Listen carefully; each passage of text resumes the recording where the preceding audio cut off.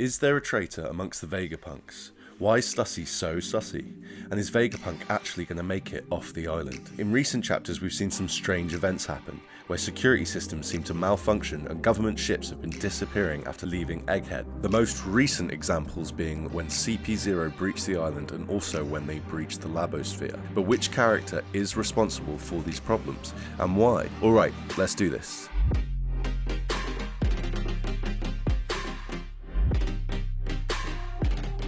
So, we can use the process of elimination to whittle down the possible suspects for the recent sabotage by looking at how the other Vegapunk satellites have behaved so far. It's unlikely to be Atlas, seeing as she ran over to CP0 just to get instantly bodied by Lucci, pretty much one-shotted. Lilith was pretty angry at even being accused, so it's not likely to be her. Vegapunk himself seemingly just wants to flee, and it's obvious that he's unlikely to betray himself. Pythagoras seems particularly cautious of Cypherpole and does try to ensure they don't make it onto the island, so I doubt it's him. York seemingly wouldn't care at all about anything, but maybe I'm wrong. Edison is usually pretty open about his ideas as well, and he's not a secretive character, so I'm pretty sure it's not him. So it leaves us with Shaka, basically. Is there evidence that backs up the idea Shaka could be up to something, though?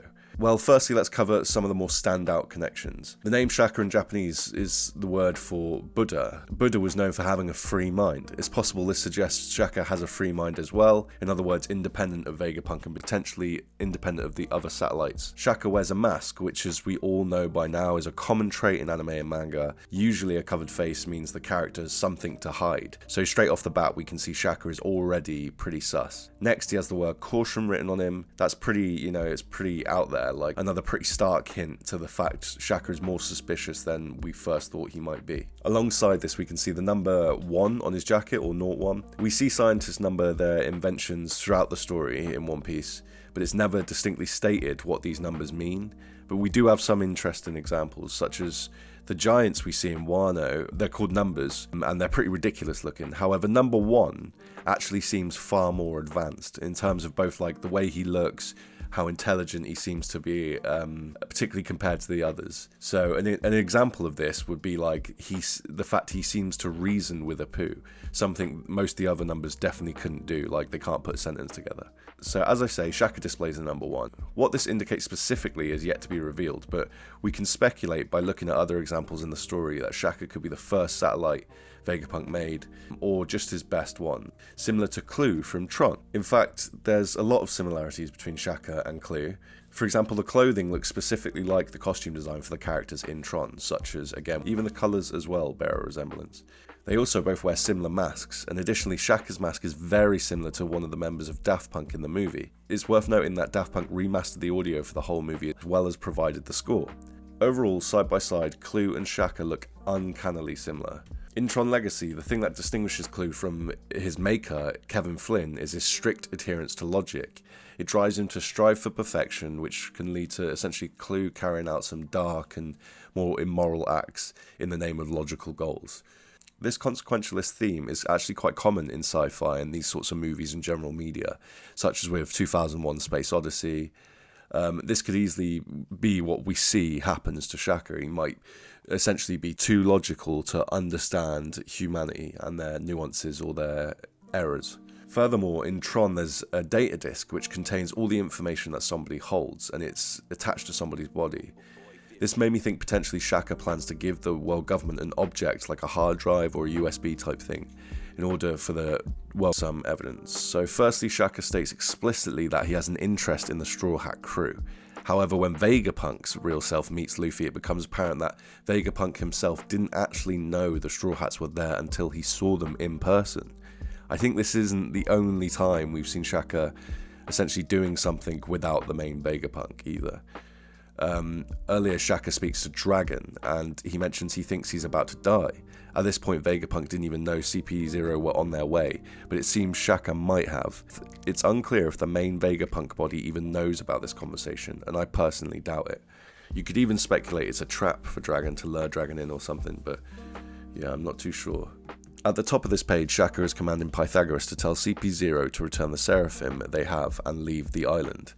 He adds that he doesn't think CP0 will obey the order, and so prepare to fight. This is quite antagonistic, which seems strange considering what one punch from CP0 did to Atlas.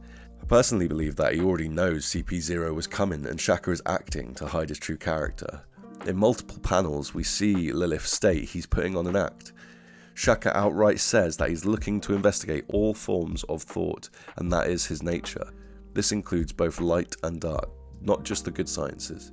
So it's possible he has a darker side to him.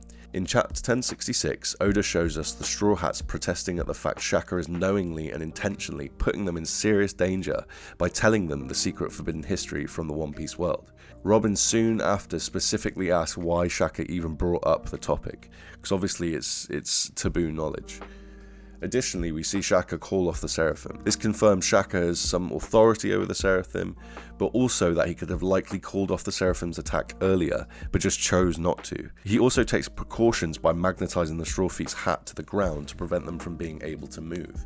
A far cry from how we see the OG Vegapunk treat the group. As well as showing Shaka's dark side, this also demonstrates how he's more logical based and so colder with his approach towards people. To a degree as well, it suggests that he might have his own will or mind, independent of the other satellites. He goes on to reveal he keeps all of the secret knowledge he's discovered in his head, which is likely Oda highlighting that Shaka specifically knows valuable information. The way Shaka talks about Lucci's fruit and awakening makes it seem like he knew about Lucci's fruit already, especially as he only seems to be surprised that Lucci's got control over it, over the awakening, and not the fruit itself. This is further evidenced by the fact that Shaka shouts at Atlas not to attack Lucci, somehow knowing Lucci is far more powerful than Atlas. I speculate this is because Shaka has a secret source of information, such as someone in the world government or an organisation who has access to the world government knowledge. This is further supported by the fact he shows a decent understanding of how the books of Ohara were retrieved by the world government and so has access to the government information. And obviously recently we saw he openly discussed the fact he would work for the government for enough money. But why would Shaka betray Vegapunk? He might be receiving information from... What's the aim of that relationship? Well, it's possible it could be to capture the sun god Nika fruit, maybe to use as the eternal flame mentioned recently in the story. Vegapunk asks Shaka if he is on screen. Vegapunk is referring to Luffy, or more specifically sun god Nika, implying that Shaka already knows about the significance of the Nika fruit. Oda is showing us that it's Shaka who Vegapunk spoke to here, not Pythagoras or Edison or anyone else. Shaka pointed out Zoro and Robin, but not Luffy when he confronted Lilith. He already knew at this point about Nika, as we see in that panel. So it's very suspicious he did not mention the name to Lilith earlier, but instead just said Zoro and Robin, as I said. It's also possible Shaka wants to become independent of the other satellites and the original Vegapunk. Stussy can be seen reacting to Lucci mentioning Vegapunk satellites potentially having individual consciousness. The fact she does this so silently and subtly implies both that Stussy knows something she isn't saying to the other members, and that also it involves the independence of Vegapunk's satellites. This lines up with the fact that she hasn't been warning the CP0 members about the location of traps, despite suggesting she already knew that they were there. Stussy is suggested to be a member of MADS also, which would mean she not only has an interest in science and lineage factor technology, but also that she's worked with Vegapunk in the past.